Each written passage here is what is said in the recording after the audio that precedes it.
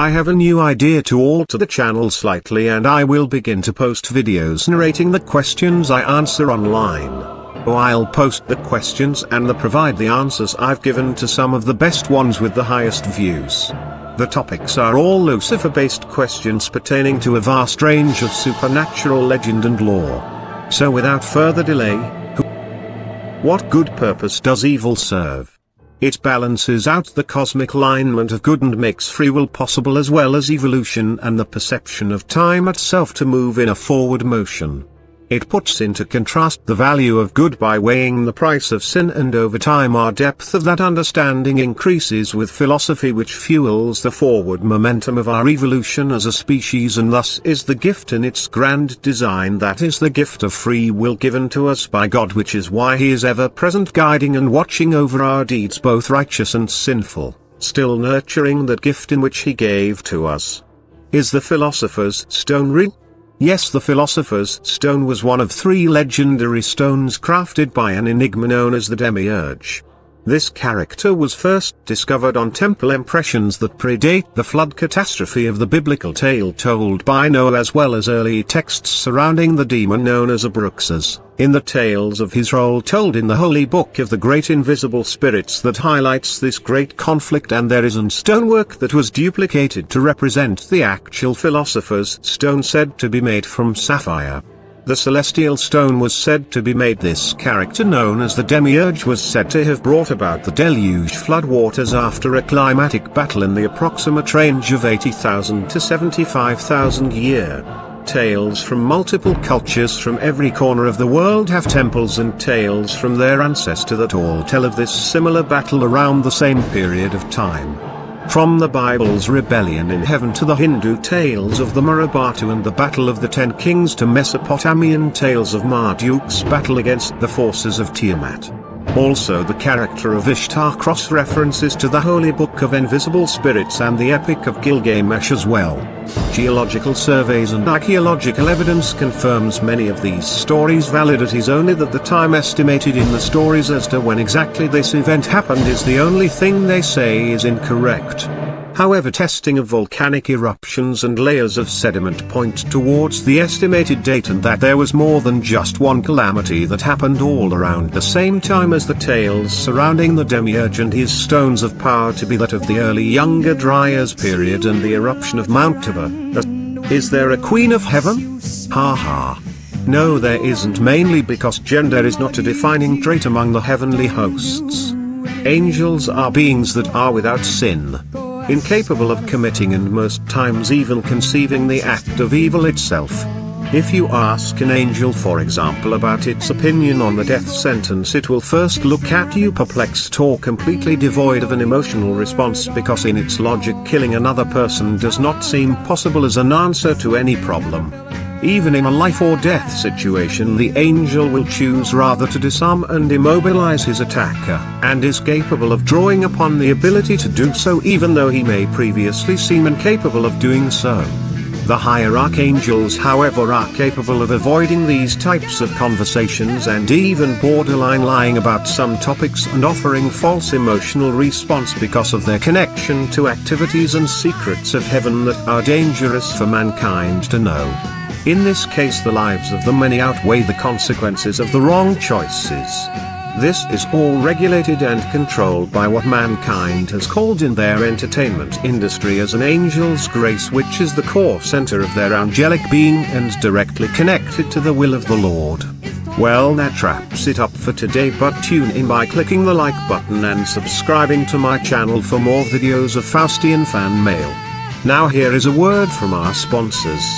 Don't be mad, get glad with the Devil's Instagram motivational audiobooks.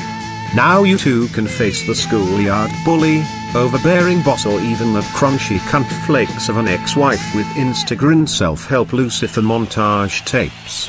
Let's take an example of one of our competitors' customers with this wonderful authentic crucifixion pieces. What happened? There is no smile on Jesus's face. What happened? He used merchandise X. With our product, turn that frown upside down and you've got Buddy Christ. That's right, Dick, tell him what he's won for being our 666th caller. Ha ha ha. Hey, Billy Mays here. Oh, you mean that it comes with a holy flying diaper nugget seal of approval? If you act now, you'll get the holier than thou art Pope's vanity path of destiny package substituted for your free will built-in bullshit crockpot accessory for only the small price of your soul. Alternate forms of payment such as sacrificial Angus beef offering and acts of endure leading up to epic historical events are accepted. Special restrictions. Offers only accepted in participating realms. No sacrificial tofu permitted. No exceptions. No extensions. How did Lucifer die? Lucifer is an angel. It's not that he can't die, he already has died. In the Bible they speak of Lucifer and how he is exalted and praised by the choir of heaven for his glory and might and beauty. To an angel, vanity in one's image has no meaning. However, beauty to an angel would translate to the deeds and victories in the name of God, which to them is beautiful if done selflessly.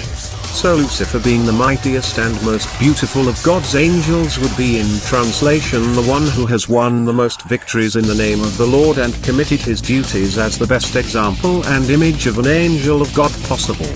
This perspective gives way to the question of what deeds did Lucifer commit and when? To be exalted for deeds of virtue and honor such as that which was bestowed to him would require that he lived a life before his rise to heaven, and that his deeds in life were so great that it allowed his ascension to the upper ranks of heaven, and thus in beauty made him the most beautiful of God's angels. What are the symptoms of a person possessed? Pale complexion, fever-like profuse sweating, sometimes short epileptic-type seizures, constant feeling of fatigue, memories of events and details of other lifetimes, severe mood swings, ability to speak or understand other language. During unholy possessions, the subject will become uncomfortable on sacred grounds, graveyards, churches, places of martyrdom and other blessed places. They will become irritable, sweaty, feverish, occasionally appear to break out in hives and nauseous.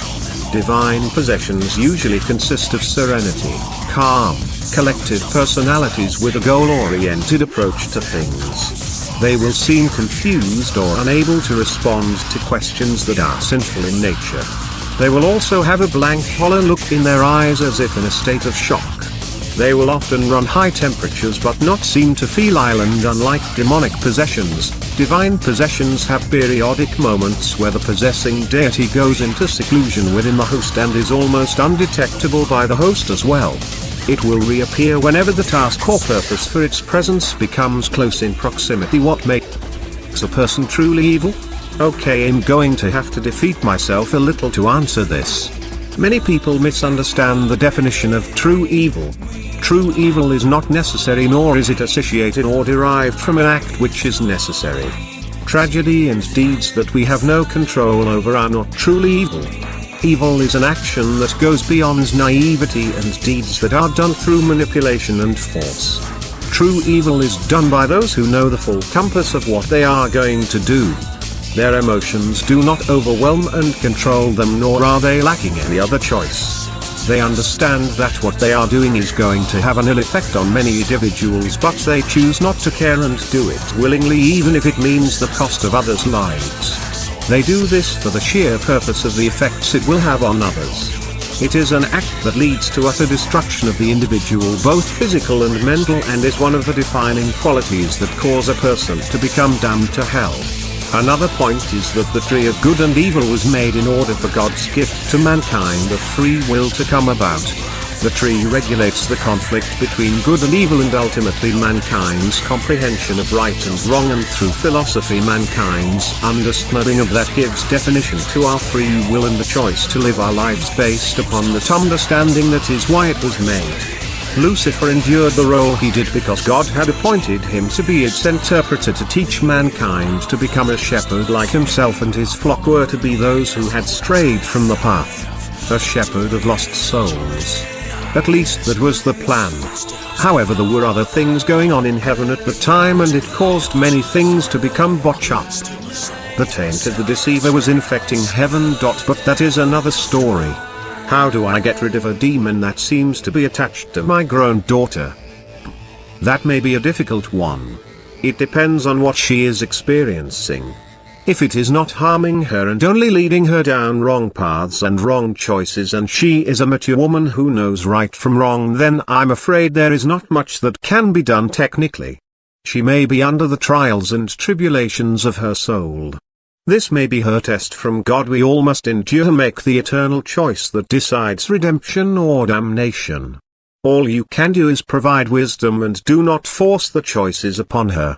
She must find her faith. She must make her choice, and ultimately she must find salvation, but on her own is the only true way. What does holy water do to demons? Actually, the effect of holy water on demons dissolves the illusion of their image, revealing their true form. This effect varies from illusions of the light to alter their appearance, to illusions of the mind where the true nature of the demon reveals himself through being compelled to doing so, as the blessed water will dissolve the magic that is hiding the true personality and offering a well-sculpted and flawless false personality to be seen instead. Are tortured relentlessly, giving them no time to manipulate their way out of it, some that bear the word of their sins upon their foreheads so that they cannot innocently deny their deeds. So yes, I know and have seen it quite intimately, if that answers your question. Are you a Satanist? What made you become one? I myself am not a Satanist due to personal conflicts with Satan himself. I am more of a Luciferian in principality, but my choice comes as a choice of allies versus adversaries that have been present throughout my life. I had tried to understand the faith of God, but constantly found myself being turned away from His sanctuaries and presence. Curiosity caused me to try and see if I was possibly damned from birth, which would depend on whether my name was found in the book of life, which it was, so it was not because I was damned and destined to hell and heaven was closed-mouthed about the reason. Examining me emotional standpoint towards God and heaven at that point, as well as the constant scenario where random people would be cast into the path of my life at their most desperate moments in life and would turn to me expecting that salvation for some reason they believed was to be found in me. People would come to the door of my house pouring their life's problems to me like I was some guru. On my wedding day, in front of City Hall, an ensemble of devil worshippers showed up. About 9 of them hooded in red cloaks and each holding a sign with the question that said, "What are you doing about global climate change?" My wife and wedding party were perplexed, however I wasn't. By that time I already knew who I was to become. Intoxication is a social evil, then why do most of the saints support it? That has to do with the ancient tradition of how man communes with God. God and all things in the nature of Him has, since the dawn of man's encounter with Him, only been capable of seeing Him through altered states of consciousness. Be it through meditation, fasting, intoxicating fumes of oils and incense, or through ingesting intoxicating materials in order to alter that state of consciousness, allowing them to perceive and visually see the Lord and commune with Him. Meditation is something that comes with years of practice, and fasting is done through starvation. These things take time and cannot be applied when trying to share an experience of communion with large numbers of people at once. So the conventional method of imbibing intoxicating substances like in Sunday Mass by consuming the wine at communion, or Wiccanism and many traditional beliefs that burn incense like sage and frankincense and myrrh, all use this method to achieve the same goal, which is to reach that altered state of consciousness, to be in the presence of God. Well, I tell you, let me give you a little inside information about God. God likes to watch. He's a prankster. Think about it. He gives man instincts. He gives you this extraordinary gift, and then what does he do? I swear, for his own amusement, his own private, cosmic gag reel, he sets the rules in opposition. It's the goof of all time. Look, but don't touch. Touch, but don't taste. Taste, don't swallow.